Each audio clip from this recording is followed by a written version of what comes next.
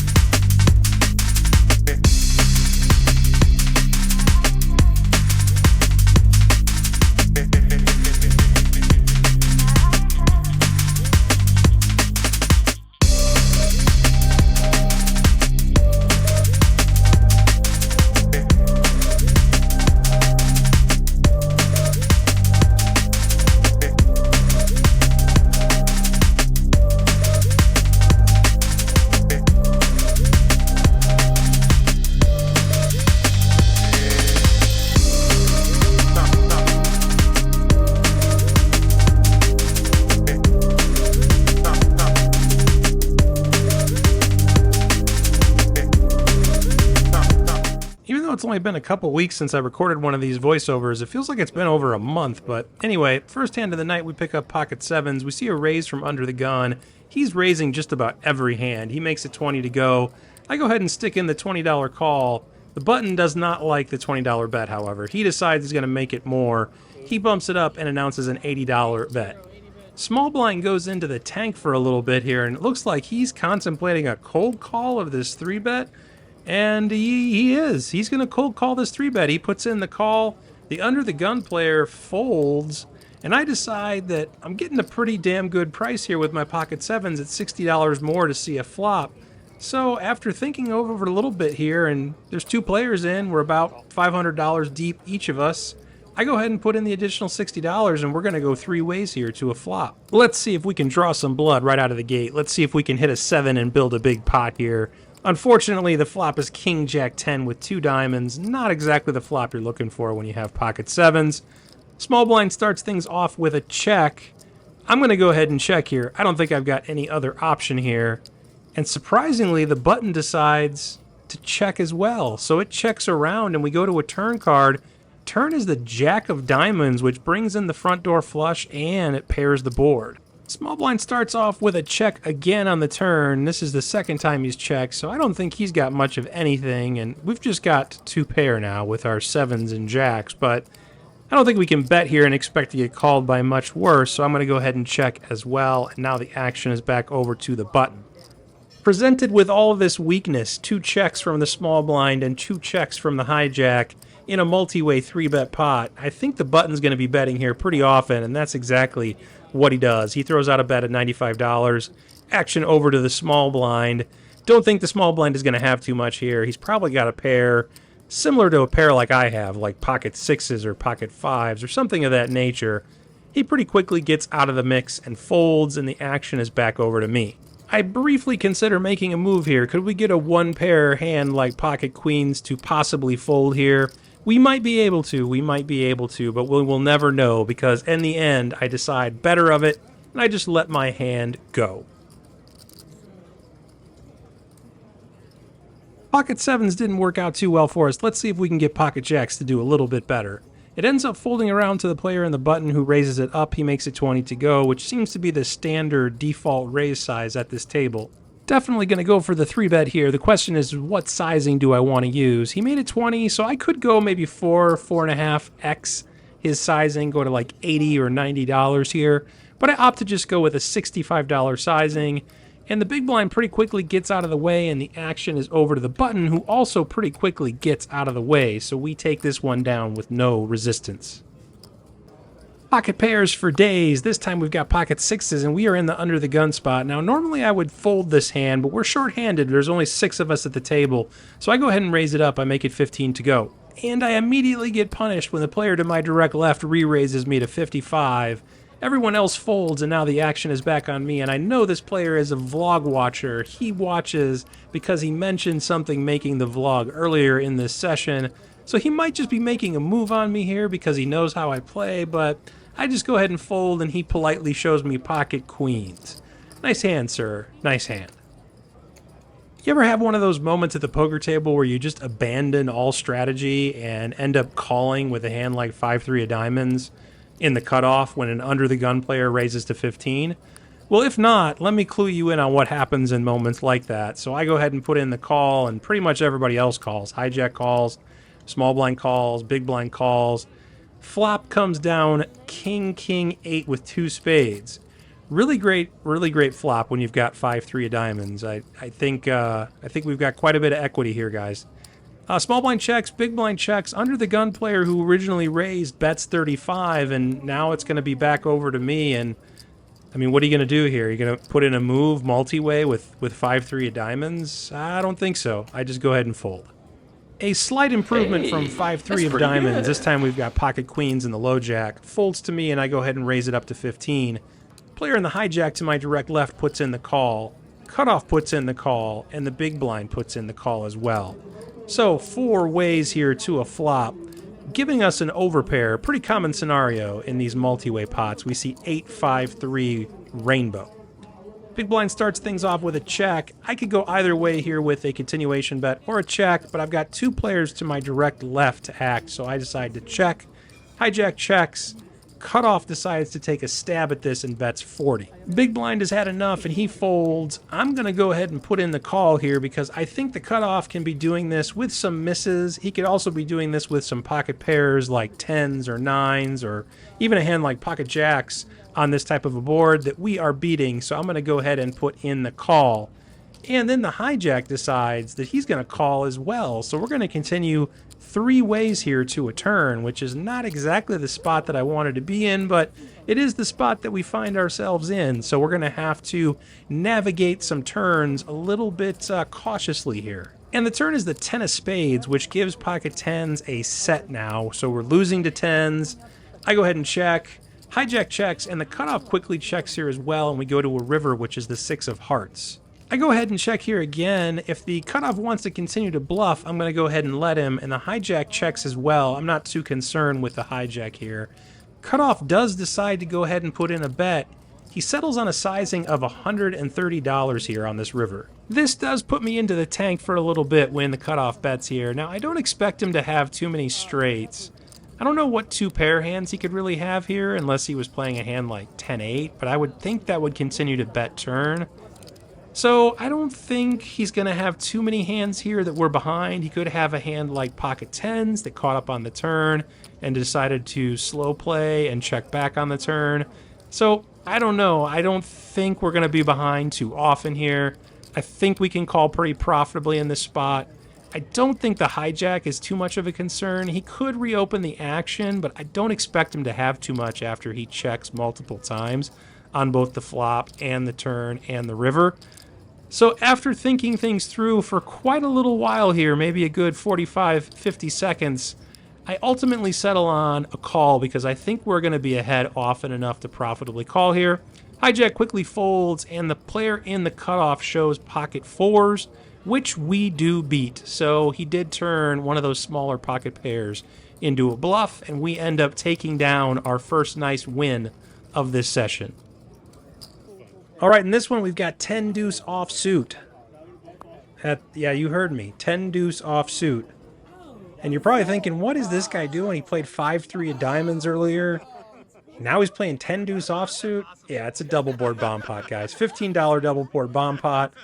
Same exact run out almost on both boards. Queen, 10-8, rainbow on the top, all clubs on the bottom board. So we've got middle pair on both boards. Ends up checking around to a player who makes a bet of, I believe, $50. And then another player puts in a raise. And I don't think we can do anything here with our middle pair on both of these boards. We could be beat to all kinds of 2-pair hands, all kinds of sets, all kinds of straights, all kinds of stuff out there on both of these boards. So I think we're just going to have to get out of the way and surrender our middle pair on both these boards. And that's what I end up doing. I end up just going ahead and folding. But this does get really interesting towards the end of the hand. So I'm going to go ahead and fast forward here to the end and just kind of show you guys what happens here. It's pretty cool. Oh, 6. Jack 9. Jack 9.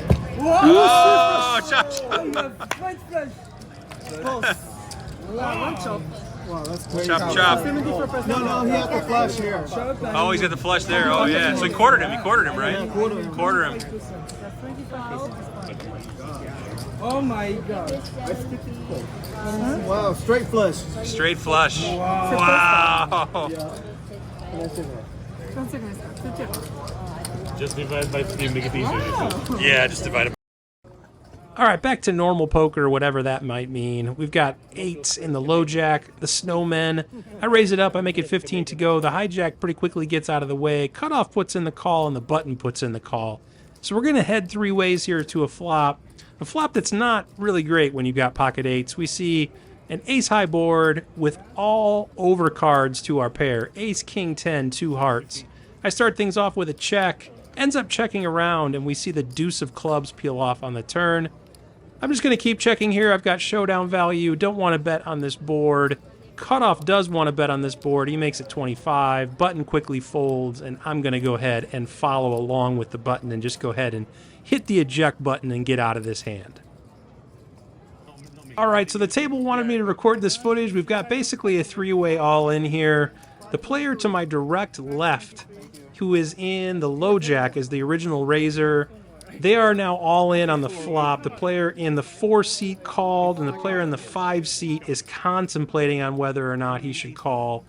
And I think it's about $427 or $28 for him to call, or $423 for him to call. So anyway, he's contemplating on whether or not he wants to put in the call, and that's where we're at in this hand. I'm just going to go ahead and let it play out from here, and I'll turn the audio up so you guys can hear it. Last hand, I got involved. I was stuck $5 before the hand started. And I'm involved in the... I was stuck 15. Yeah, sure. You weren't here when he got 2 pair and I flopped the straight. He's been running very bad. And he river full house. But I did a count, like literally $5 down for all his ass. Like nothing happened. Then we get involved in this stupid thing. Yeah. Live. You're supposed to show the cards. Show a video. No, you can't show, man. I can't calculate anything. Okay. There's something... Yeah. Yeah, there's cameras up there. I guess if we wait another few seconds, the live stream will catch up. I'm just playing, all right. And go. Live. Damn, it's like a baccarat game. Yes. Well, less Yeah, than a baccarat game. All right, we've got 2 minutes on the clock already. There it is. There it is. Wait. You guys want to show? $8 more. $8 more. One chip is a call. Show. You guys want to show? Mommy, no hurry. He's got a set. Wow, a full house. Oh, full house. Done. Straight flush. Oh, shit. No. Yeah, full house. Okay, how about you? The full house is not a terrible hand. There you have it. The full house takes it down. He's got pocket deuces. He ended up turning a full house, and the player who was contemplating a call just had a naked flush draw.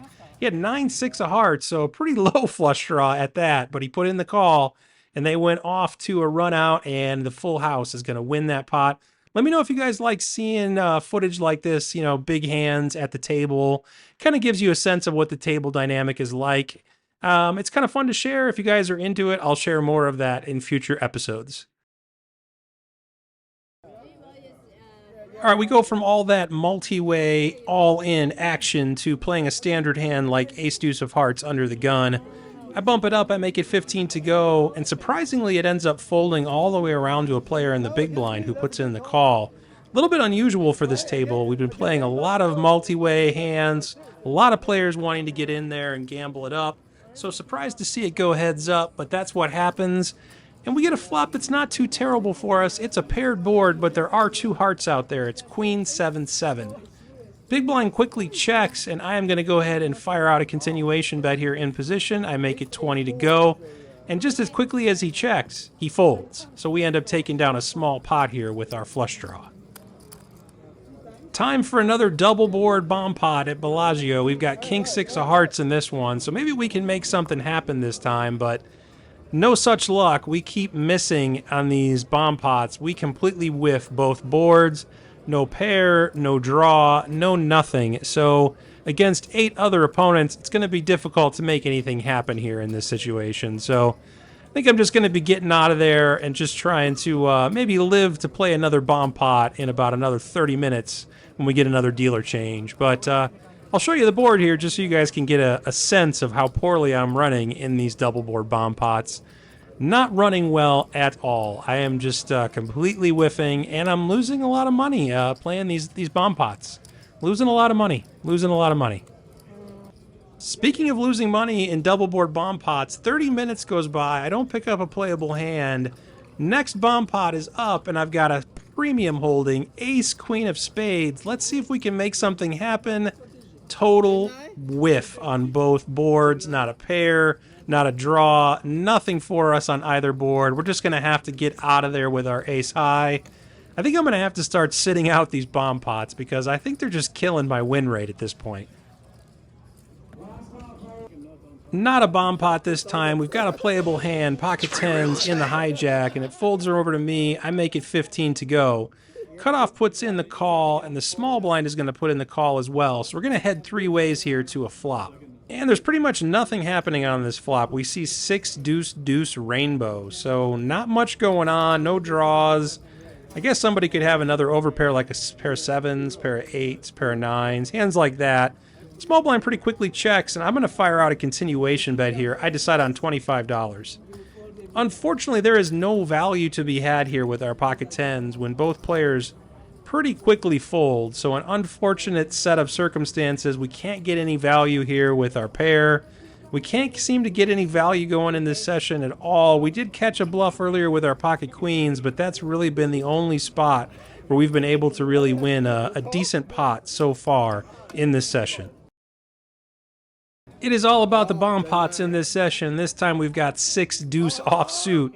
Not a great hand. $15 double board bomb pot. Hey, ace queen didn't work out for us. Maybe we can get a connect with 6 deuce. Unfortunately, we cannot. We miss both boards. And there's a bet. I don't think we're going to be able to do anything here with our 6 deuce, so I think I'm just going to have to get out of the way. And that's what I do. I let my cards go. I think I was like 0 for 10 in bomb pots in this session. I didn't win one single time. I'm going to have to change that. We're going to have to win a few bomb pots in an upcoming episode of the vlog, so stay tuned for that. And I think I'm going to have to rethink my bomb pot strategy. Is there really a strategy to these things, or is it just really 2-card bingo? I think it's just 2-card bingo, but you guys can tell me in the comments below if I'm wrong.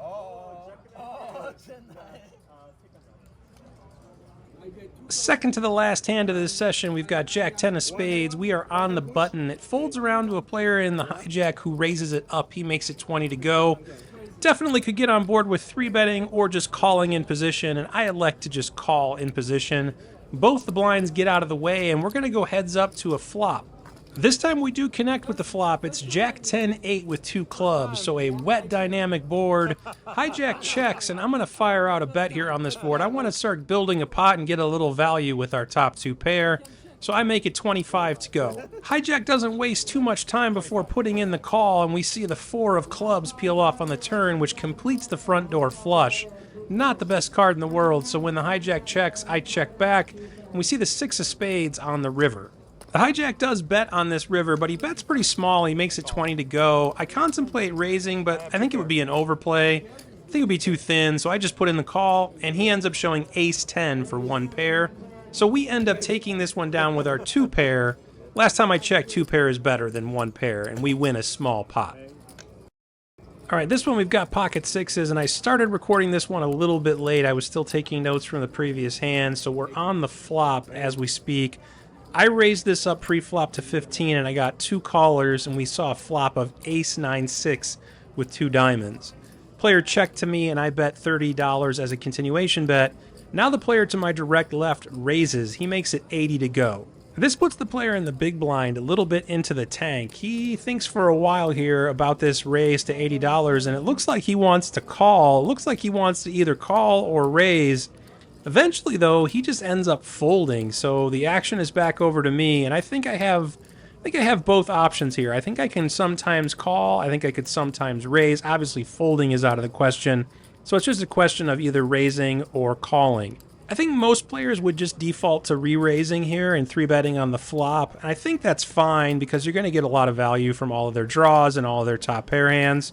Sure, you could get overset, like he could have pocket nines here in this spot, but can't be afraid of monsters under the bed. However, this player has shown a propensity to bluff. He is capable, so I go ahead and call here. If he is going to bluff, I want to allow him to bluff on future streets. So I call for 80, and we are going to go heads up to a turn. Right away, we get punished for just calling on the flop, and we see the deuce of diamonds peel off on the turn, completing the front door flush. I check. Player thinks about it for a while, and I expect him to continue betting here quite often, and he settles on a sizing of $110. Now we're in kind of a crummy spot. Folding feels gross. Raising is certainly an overplay, so that really only leaves one option, which is just calling, which really doesn't feel all that great either, but it does feel better than the other two options. We could still hit a 9, we could still hit a deuce, we could still hit an ace on the river and pair the board and potentially have the best hand. So after thinking it over for some time and thinking about my outs here, I decided that I could just go ahead and put in the call, and that's what I do. River is a 4. The 4 of hearts does not pair the board, does not give us one of our outs, so I go ahead and check. And the player does not slow down. He fires out about a pot-sized bet here, maybe a little bit smaller, maybe like 3/4 pot-sized bet here of $300 on the river. I don't think we're ever good here at this point. I don't see a lot of players making these types of check raised flop, double barrel on the turn, and then bet almost pot on river as a bluff. So I make kind of a disrespectful fold here. I think we're probably beat. I think he's expecting me to call with all of my sets, all of my 2-pair hands, and I'm going to disappoint him. I'm going to disappoint him here, and I go ahead and show him pocket sixes and fold. He said he had the flush. I don't know if I believe him, but he did say he had the flush, so we end up losing that pot to end the night. Hope you guys enjoyed the hands. If you did, please think about hitting that like button and subscribing to the channel, and hit the notification bell so you don't miss future episodes. Thank you all so much for the support, and I will see you in the outro. All right, that is going to do it for this episode. I hope you guys enjoyed the hands. Hope you enjoyed the bomb pots. I can't seem to catch a break with those bomb pots. One of these days, I'm going to run good in some bomb pots, and we'll see what those results look like. Booked a little bit of an L in this session, was down about $150, and it was $151 total. I'll put the totals up here so you guys can see that. And that's going to do it for episode 56 of the poker vlog. I've got some episodes coming up where we'll be playing in some different locations, so stay tuned for that. And that's going to do it. So appreciate you guys tuning in, and I'll see you in episode 57. Till then, good luck at the tables, and take care. Peace.